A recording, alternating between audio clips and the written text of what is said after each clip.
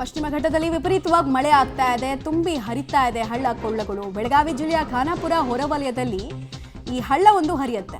ಅಪಾಯವನ್ನ ಲೆಕ್ಕಿಸದೆ ಹಳ್ಳದ ಮೇಲೆ ಯುವಕ ಹುಚ್ಚಾಟವನ್ನ ಪ್ರದರ್ಶನ ಮಾಡಿರೋದು ಗೊತ್ತಾಗ್ತಾ ಇದೆ. ಖಾನಾಪುರ ಹೆಮ್ಮಡಗ ಆನಮೋಡ ಸಂಪರ್ಕಿಸುವ ಸೇತುವೆ ಜಲಾವೃತ ಆಗಿದೆ.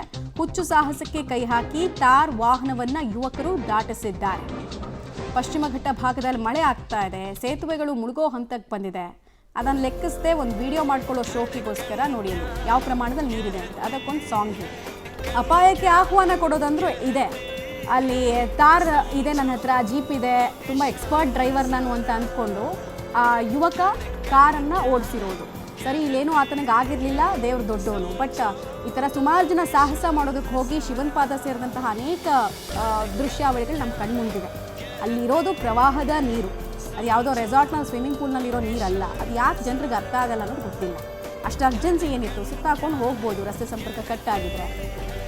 ಜೀವಕ್ಕಿಂತ ಹೆಚ್ಚ ಈ ಸಾಹಸಗಳು ಅನ್ನೋದು ಒಂದು ಪ್ರಶ್ನೆ ಬರುತ್ತೆ.